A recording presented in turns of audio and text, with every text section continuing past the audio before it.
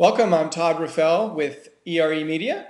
And if you don't know of us, we're found ere.net, or if you're watching this video embedded somewhere else, ere.net, along with a bunch of other websites, sourcecon.com, tlnt.com, FordyceLetter.com, and many others. And I'm here on the line with Mark Murphy. Mark Murphy's the CEO of Leadership IQ. Leadership training company, and he's in Atlanta. They're in Atlanta, Cincinnati, DC, and elsewhere, talking about interview questions. Interview questions are such a weird thing because there's certain interview questions that people ask that have just been kind of handed down from generation to generation of manager with no real reason behind them, that just kind of everyone's always asked them. We all were asked them going back to like high school jobs and stuff, so we just keep asking them. But they don't always work well. And we're going to take those in a couple of different batches. Mark, take the first batch of questions, tell us what's wrong with them. You got your standard, tell me about yourself. And then, your biggest strengths, your biggest weaknesses. Anything wrong with those questions? Yeah, there's the big problem with all of those questions is that they all they're so common that everybody has a canned response to them. And that's one of the big things in interview questions is we don't want to ask any question that is not actually going to differentiate high and low performers. So what ends up happening is that we ask, tell me about yourself, and the person says, well, I'm a motivated self-starter, and I love individual accountability, and I love working on teams, and then, well, that sounds great. I don't suppose you have any weaknesses. Well, I don't like to talk about this too much, but I've been told I care too much, or I work too hard, and I'm too much of a perfectionist. And any interview question that elicits a canned response is completely at odds with what we're actually trying to do in the interview. We're trying to differentiate high and low performers. Canned responses undercut that immediately. Next batch of questions you don't like either, and tell us why. And those are those behavioral questions, which people talk about behavioral questions as being a little bit better than what's your favorite kind of tree and that kind of thing. Behavioral questions like tell us how you successfully adapted to a situation that was changing at work. How did you successfully resolve a conflict at work, maybe between coworkers? How did you successfully balance competing priorities? Those kind of questions, those behavioral standard bearer of questions. Anything wrong with those? Yeah, all of those questions have a problem in that they're leading questions. So think about it like this. There's kind of two kinds of people in the world. There's problem bringers, problem solvers. Problem bringers, when you ask them about a problem, they'll tell you about the problem. Problem solvers, when you ask them about a problem, they'll tell you the problem, but then also how they fixed it, what they did about it. Yeah. Now, when we ask somebody, tell me about a conflict with a coworker and how you solved that, or tell me about when you had to resolve competing priorities and how did you overcome that?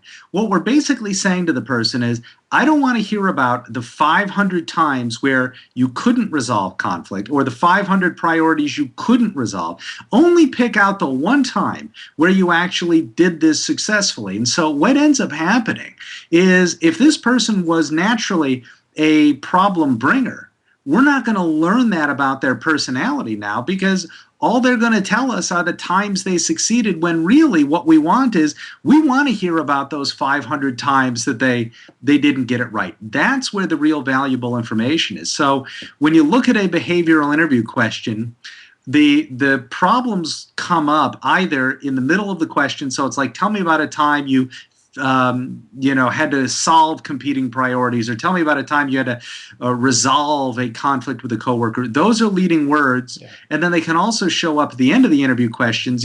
Tell me about a time you faced competing priorities and how did you solve it? Those are things that hint at the right answer for people. So we don't want to hint at the right answer. We want to leave it open enough that they can really paint their personality into them.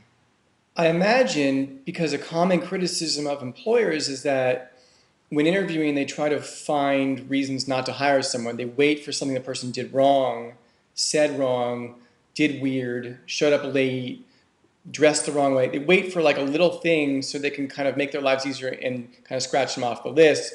And I imagine to ask the kind of questions, and we'll get to this later, that you're saying should be asked, you have to be open to admitting to yourself as a hiring manager or recruiter, okay, they're going to fail. They're going to talk about how they failed, what they learned from it, and they're going to be imperfect and so on. You have to kind of get around that big issue which we hear about, which is interviewers looking for reasons to strike someone out. Yeah, what's interesting is that when you look at the characteristics of high performers, for example, let's say you're hiring in a very innovative kind of company and you want a real innovative high-tech person, programmer, something like that. One of the major psychological characteristics that differentiates high performers in those kinds of situations is actually how they respond to failure. So one of the things we want to be hiring for and looking at in this interview is not just, paint us a perfect superficial picture where we learn nothing about you, but tell us, how did you respond to failure? How did you handle it when you were asked to do something and you had no idea what to do? Because that's the real world of work. We're going to fail. We're going to be asked to do things we have no idea how to do.